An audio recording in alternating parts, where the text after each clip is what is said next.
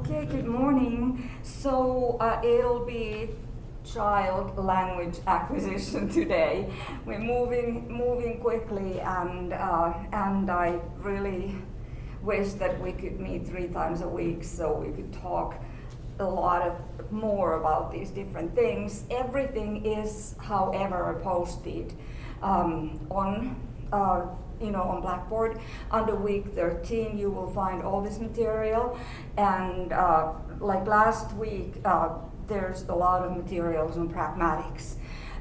There are short videos which are worth viewing, and I'm specifically talking to the ones who are not here. Make sure that you click on all the links and view all the links. They don't take that long. The notes, if there is like a voiceover PowerPoint or an audio file when I give a lecture, try to listen to that whole thing, and then with the films, they're typically short, what I post there, and they kind of expand and elaborate and take you deeper into an area. Like, for instance, I have posted for today, a couple of films about Genie, the modern day wild child, and that is not a long video, but it gives you more than just a quick mention of the case of Jeannie, because Jeannie was found in Los Angeles in the 1970s, and she had been isolated in a room without very little human contact. She was fed, but she was not spoken with. She didn't learn language. So that'll be tying in with the theories of child language acquisition. So what happens if a child doesn't get the input that all children in normal conditions will get. So make sure you view those links, and I hate nagging or anything, but spend some time, because you are saving the time, the lecture time during Mondays and Fridays. Spend that time viewing those links, because they will make it easier for you to acquire, kind of internalize these things. So on Friday we have a test, right?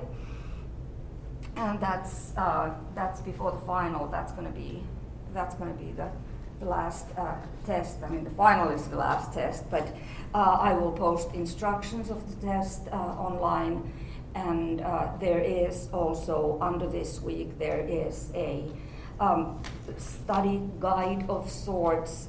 It basically is a list of the topics that will be covered. The files 6 and 7 and 8 will be the material for the test. So, okay, when you were small, about a year old, you don't remember that, but if you kind of like go back to that time, that's the time when a child starts to acquire language. Or actually, it's even earlier, even before the birth. In utero, the child is already being exposed to human sounds and language to an extent. So it's not like when a human baby is born, it's not like the baby is a clean slate, tabula rasa, but there's already a lot of things going on.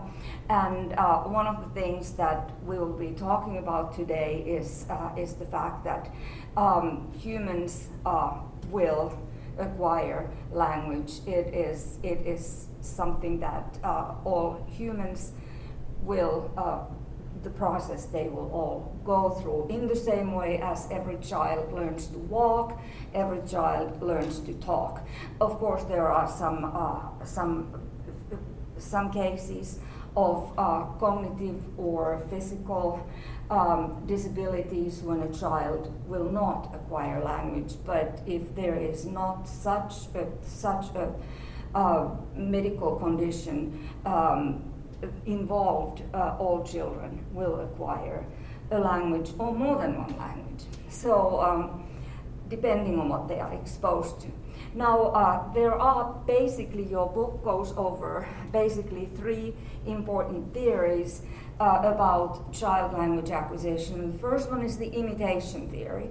By the way, there is also a little YouTube video that I made, a cartoon-like thing. You can also view that. It's kind of like an overview of the same thing, and the audio file. So the imitation theory is a layperson theory. That's why I have here put it in quotation marks, because it's not a scholarly scientific theory based on research. It is, everyone on the street, if you stop a person and ask, so how do children acquire language?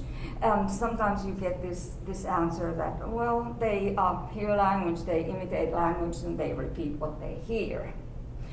Of course, this is true to an extent, because the languages that you became fluent in, competent in, are languages that you were exposed to. So if you were exposed to English in your family, that's what you started speaking. If you were exposed to English and Spanish, which is often the case, those are the languages you became competent in.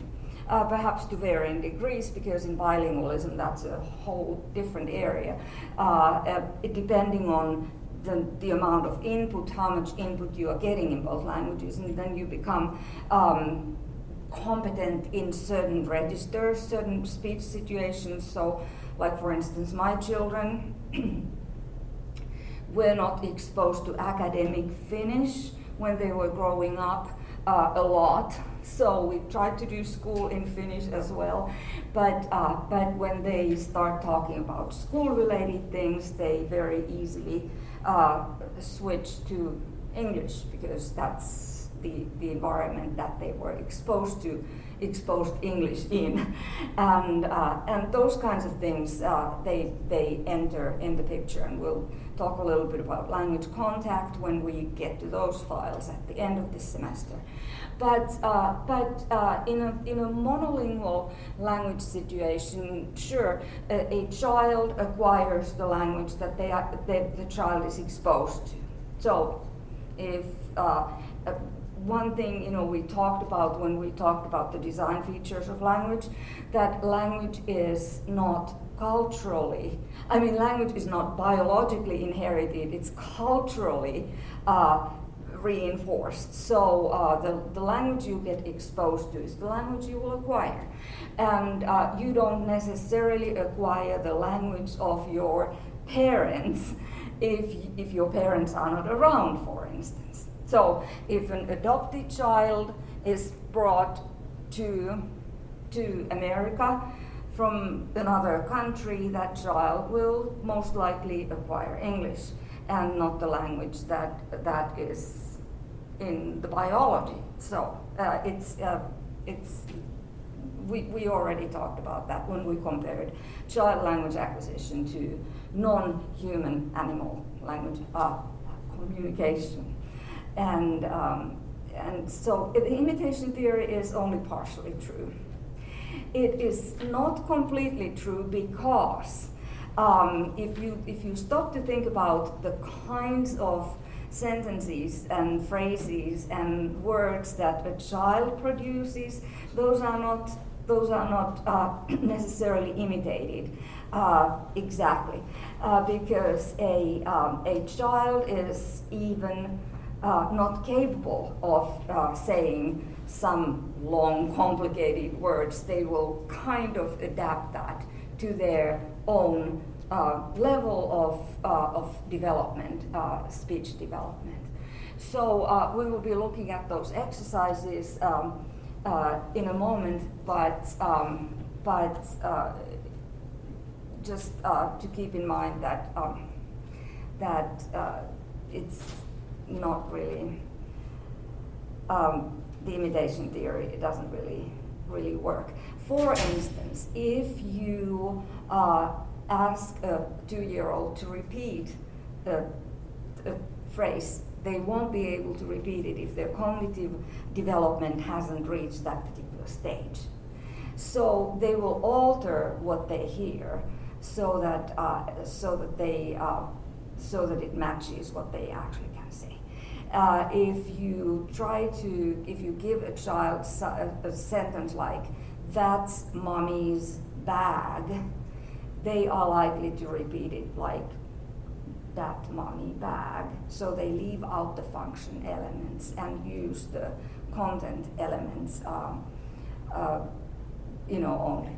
Okay, because the function elements will be acquired later on. So also another thing is about the problem with the imitation theory is that a child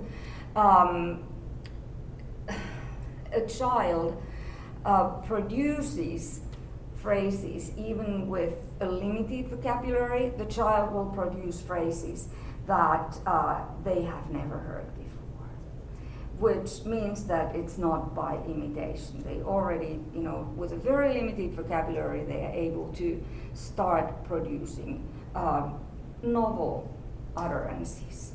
So imitation theory doesn't explain that. Then,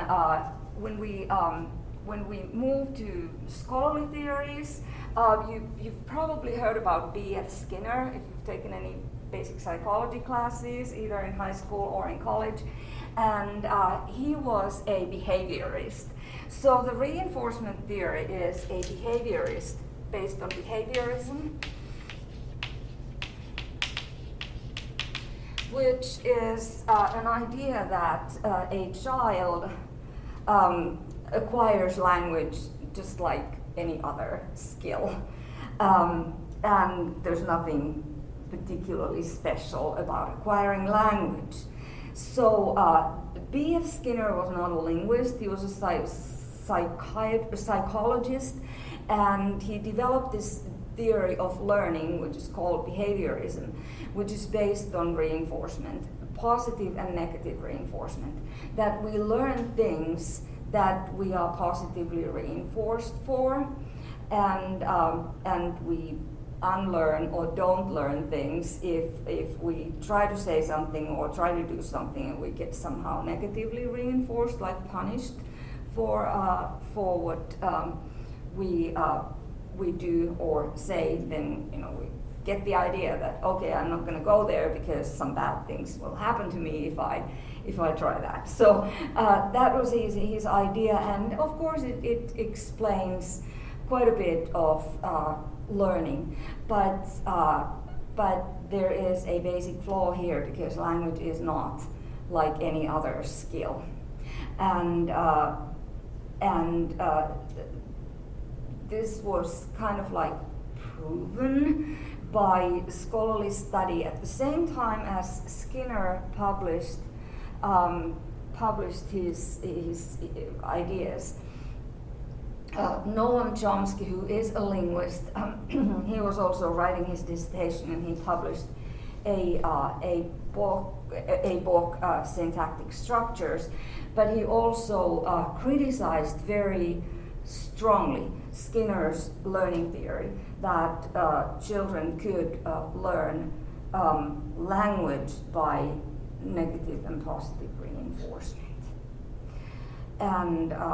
And he said, Chomsky's idea was that language is different from other kind of learning because in the same way as a bird learns to fly, a child learns to talk. It's innate in humans that this ability to acquire a language or languages.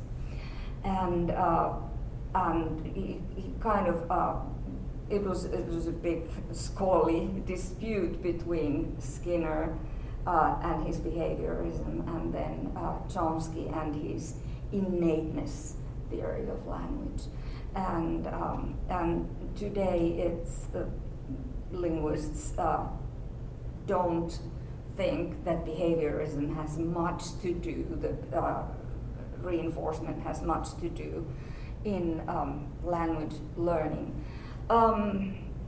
you know, if you think about a situation when a child doesn't have full language yet, like a 1.5 old, a 2-year-old, who wants something, they tend to get what they want, even if they cannot say the word exactly. I think juice is a good example, because that is a difficult word for a little mouth to produce, because it has that, you know, initial affricate there in the beginning, juice, and the fricative at the end, and a child doesn't necessarily pronounce the word juice so that it's legible or understandable to the caregivers, and yet they tend to get their juice. So I remember one of my children just, you know, pointing and screaming, and not articulating what she wanted, but she usually managed to get what she wanted. So on the other hand, you know, a child may produce a word in exactly the adult target manner, but that doesn't necessarily mean that they get what they want. So reinforcement, negative and positive, it doesn't really enter into the picture much. But of course, the next question then is, how do children then actually acquire language? And what linguists propose as the theory is the active construction of a grammar theory. It's a long name, but if you stop to think about all the parts of that name, those explain what that theory means. It's an active process on the child's part. It's the construction process, construction of the grammar. So a child constructs a grammar. And it's also referred to as independent grammars hypotheses, which means that a child goes through different levels of grammars, which are different from the adult target-like grammar.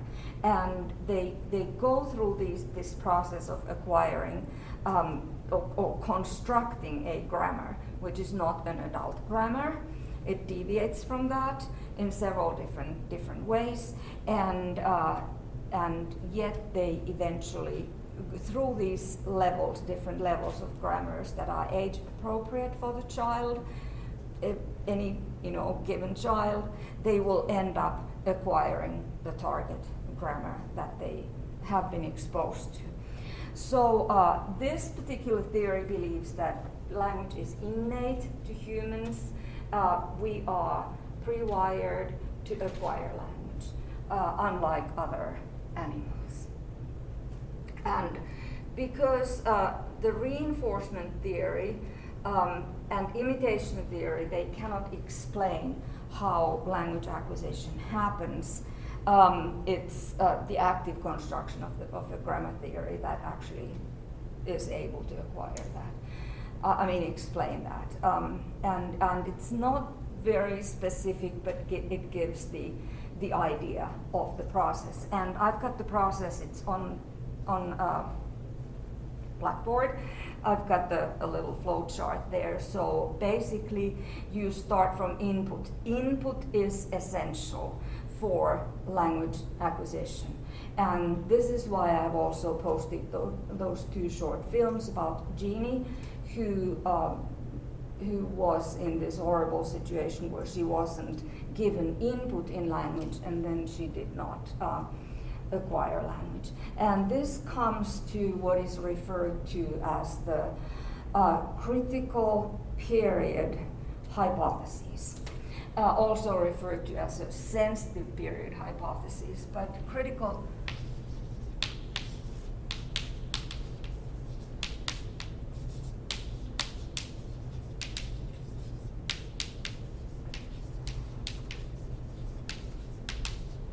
So critical period hypothesis basically means that there is a window of opportunity for a child to be exposed to language in order for the language acquisition process to get triggered. So you need input as a trigger, and then that process gets started. Okay, and it, sometimes we think especially if you're planning to be a teacher, we think that we need to provide our children very rich input. Yes, sure, that's good, but every child, no matter how educated their parents are and how rich or non-rich, quote unquote, the input is, language input is always rich, no matter, it's not connected with the level of education of the people who are giving that input. That is enough for the child to start acquiring language. Of course, if you want to widen your child's vocabulary, read a lot to the child, and so on, they pick up more words, which is a useful thing, but that's more of a cognitive skill. Learning language, acquiring language happens without any overt tricks on the part of the parent. The only thing is that you have to talk to the child, give them enough language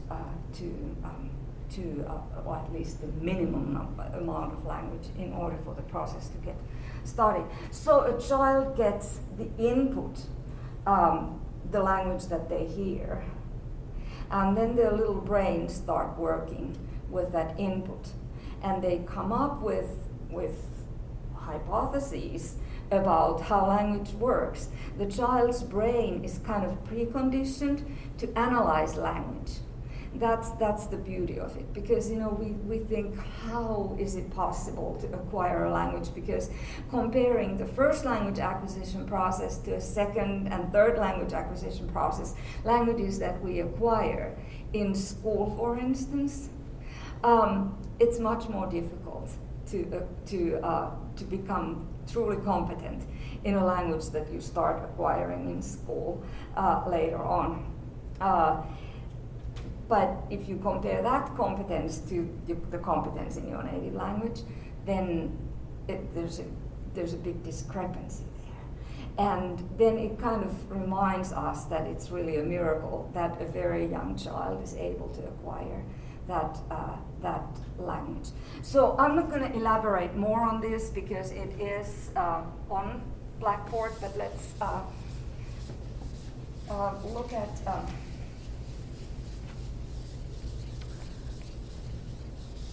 at the different areas of language that the child has to acquire during that process.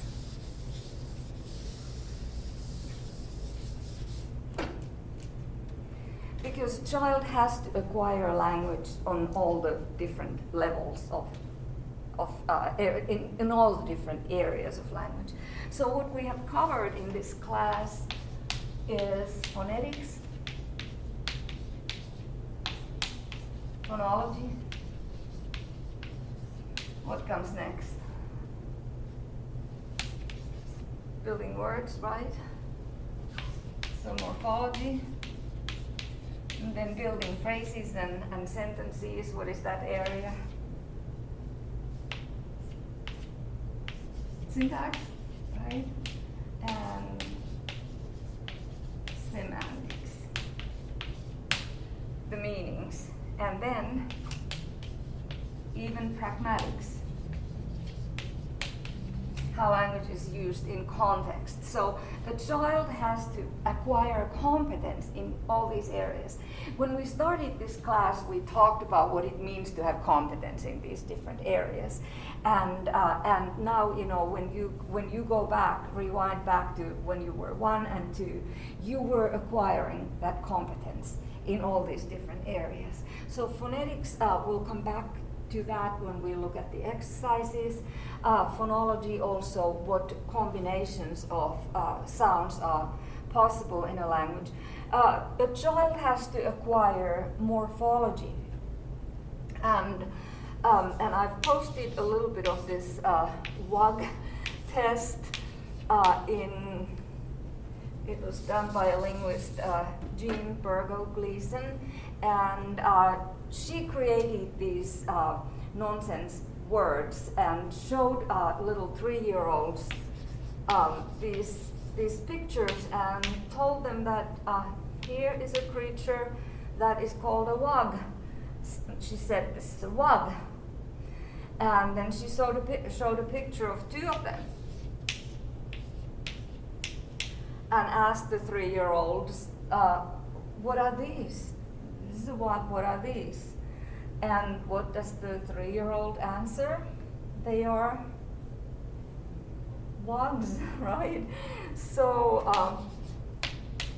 what does this show? And they pronounced it most often like this, wags, with the proper allomorph there of the plural pronoun, plural suffix, inflectional suffix. So the WAG test provided more evidence against the imitation theory, because how can a child produce the plural of wag if the child has never heard the plural of the word wag, or even the singular of the word wag?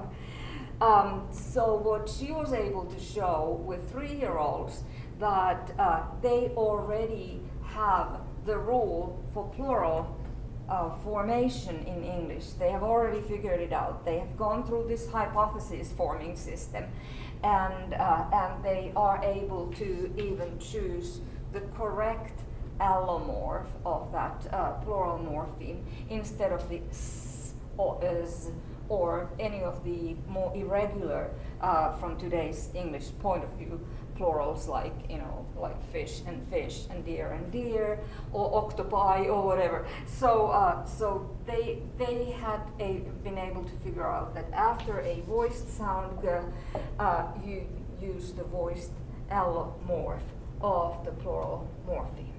So the children have already, around the age of 3, they're going through this process. And you can sometimes hear from a child acute plurals, like they may be referring to tooths instead of teeth, which is the adult form of the plural.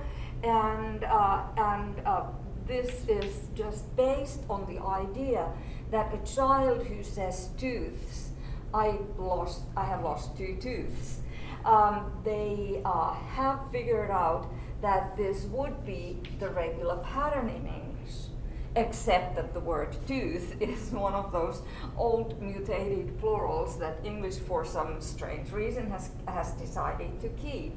So we have tooth and teeth, foot and feet, man and men, and any number of other of these historical plurals. This particular one is called a mutated plural. So they will produce these really cute forms, and they may also produce past tense forms that are not adult-like. Like, for instance, we wented and we swimmed and we eated. And these are, of course, based on the vast number of regular past tense forms that end in a dental or th, and that in writing we write with ed, but that's of course not yet anything that the child is acquiring when they are acquiring speech. Speech is acquired obviously first. So they come up with these cute forms which are non-target like, but they are really logical, and they are logical because they are based on the vast regular very frequent regular patterns. So the children, they go through this process, they realize that nobody else is saying wented or swimmed. They say went and swam and ate, and nobody says tooths. So what they do, because they get more input from target-like language, and they go and revise the hypotheses.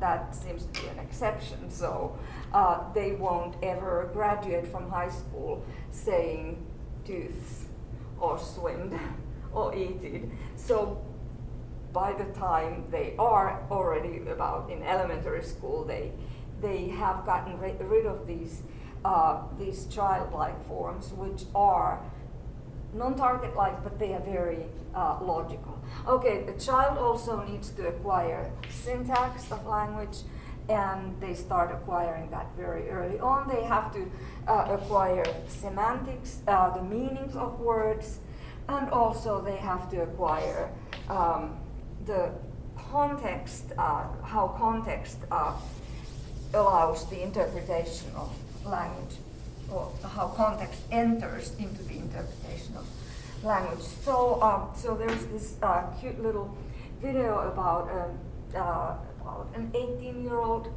child who is pictured in the video in the nursery upstairs, and he's in his crib, in his little bed, and he hears from downstairs, he hears that the door opens. And now this is like 6 p.m. and this is regularly the time when Dad comes home from work, and the baby says "Dada" with rising intonation. Then the child hears footsteps coming and looks at the door, and there in the door frame is the father. So the baby says "Dada" with falling intonation. Yep, I was right. It was Dad. First, when he first hears the door open, he's like, "Dada, is that Dad?" And then he sees that that's Dad. He says, "Dada." Yep, it was Father. And the next thing the baby does is he extends his little arms and very demandingly says, "Dada," meaning, "Dad, pick me up immediately." What we see here is that the child is at the one-word stage. That's referred to as the holophrastic stage, which means that the child says an entire utterance or phrase with just one word. So holophrastic stage, the whole phrase, whole utterance is expressed in one word. So this is the one-word stage. And a typical 1-year-old is at the one-word stage. So what we see here is, when we studied pragmatics last week, you remember we went through the different sentence types. So we have declarative sentences, interrogative sentences, and imperative sentences. And those all match with particular speech acts.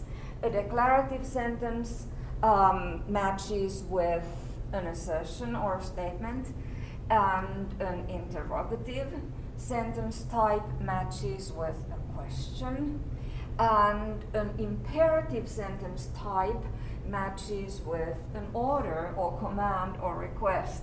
So what we notice here is that the child is, because the child is at the holophrastic stage, one-word stage, the child is not able to make the syntactic distinctions between the different sentence types, which we can make to have the word order, have the grammar of a declarative, imperative, and interrogative sentence, which are all different.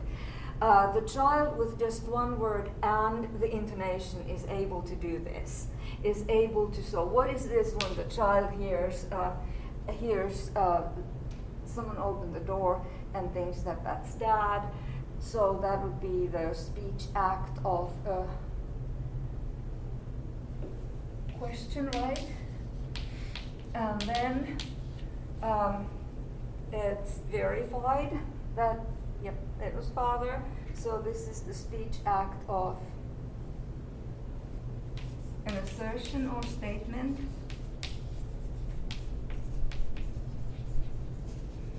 And then when the child demands the dad to pick him up, that's the speech act of an order, request, right?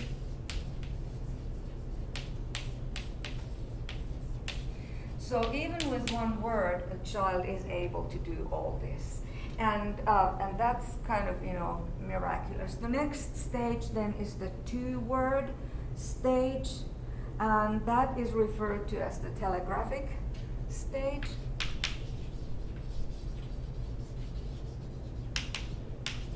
So if a typical 1-year-old, and this varies from child to child, if a typical 1-year-old is at the one-word stage, a typical average 2-year-old is at the telegraphic stage, and that's when they speak like with content words, like milk, want, or want milk, and they don't add those little unnecessary quote unquote grammatical words which aren't necessary only from the point of view of adult language and to make the English sound grammatical from the adult point of view.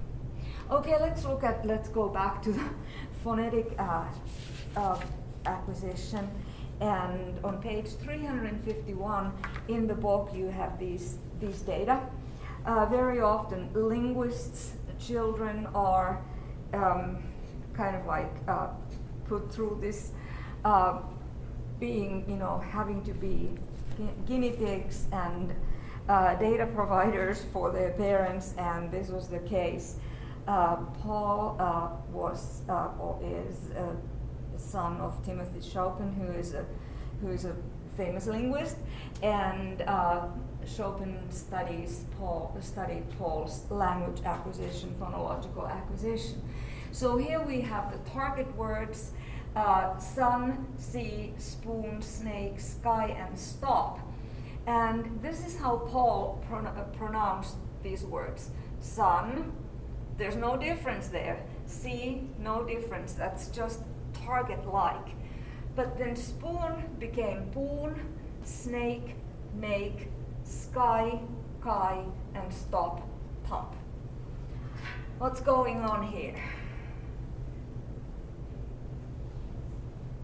How would you refer to that process? What is Paul doing?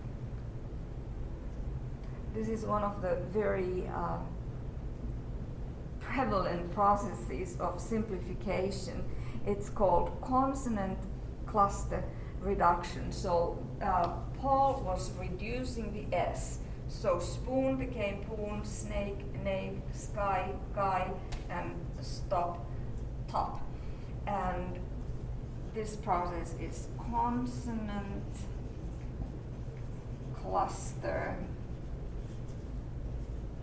reduction.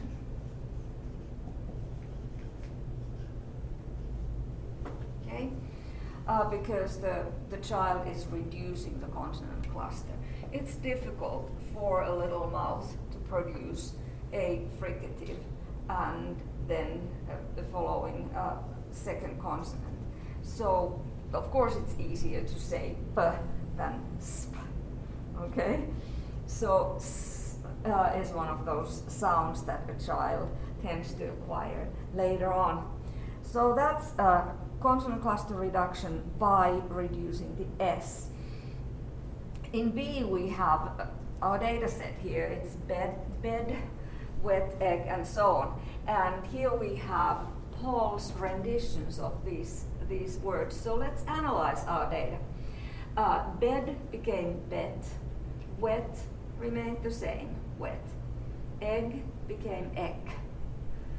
Rake remained target-like, or was target-like already, rake. Tub. So let's underline the sounds that have gone through a change, or that are not target-like in Paul's language. So tub became tub. Soap. That's not the pronunciation. Here's the pronunciation. Soap. Okay. Buzz, no change there, but buzz became. I did that wrong also. That became bus. Okay.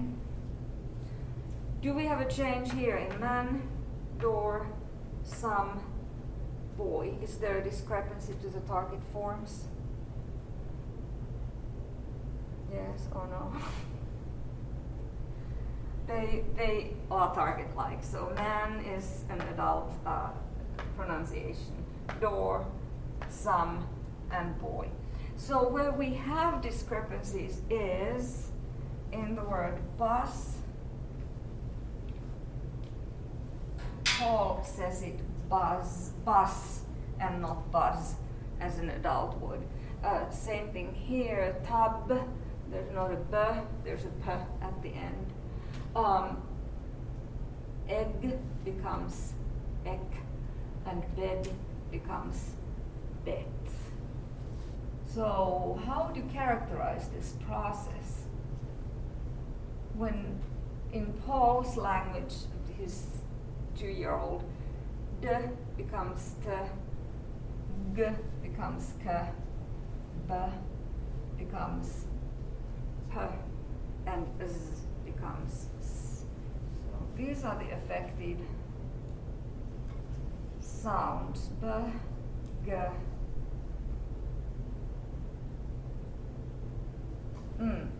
d, g, b, and s. They become t,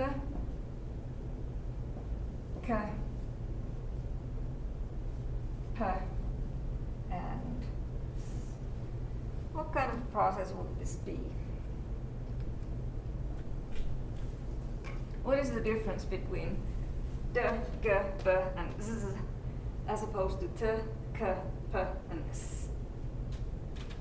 If you think of the 3 different ways that we characterize vowels. So these would be, are they voiced or voiceless? Be voiced, right? And these are t, k, p, and s are voiceless, right? So this process is called voicing of final consonants, devoicing of final consonants. So this is what Paul is doing. He is devoicing final consonants. And how are we doing in terms of time? A minute.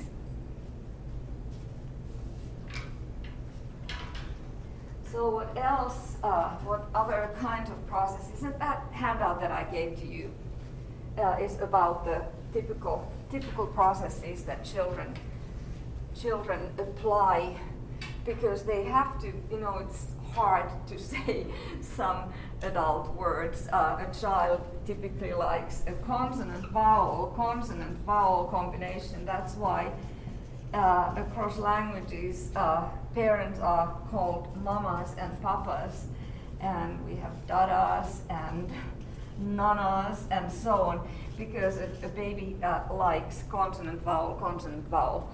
Close the mouth, open the mouth, close the mouth, open the mouth. That's a favorite combination of sounds for children universally. Okay, here we have laugh, F at the end of that word, but in Paul's language it becomes P. again it becomes p. But coffee is coffee. So what is going on here? It's also the place of that sound where it occurs affects whether it is interpreted or produced differently in the child's language. So at the end of the word becomes p. So this is fricative replacement by homorganic stop word finally. Okay, and here the child is doing consonant cluster reduction. Again, ter is difficult to say, so they just say t. Burr, brownie becomes bownie, plain becomes pain, crack becomes cack, clay becomes k, cute, note that there is q, the consonant cluster in the beginning of cute, so that becomes coot, and beautiful, b becomes bootiful, so you leave that out. And twig becomes tick.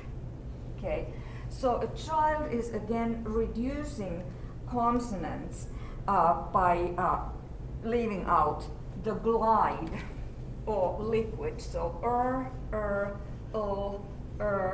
o, those are liquids, and y is a glide, and w is a glide as well.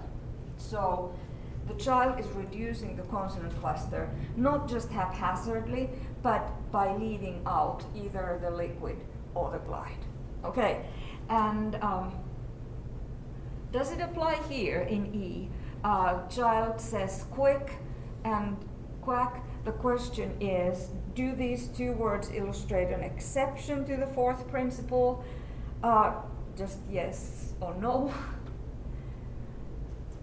It's an exception to this principle in D, and because the glide is kept, and it's kept when it comes after a k. So that's the principle there.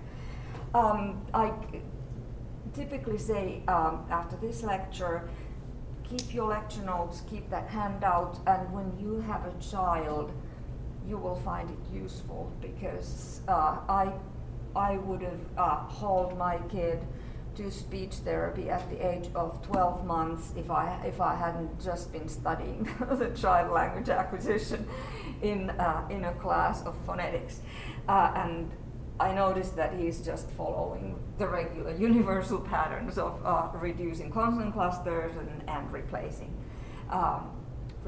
sounds. Well, thank you for showing up, and bye.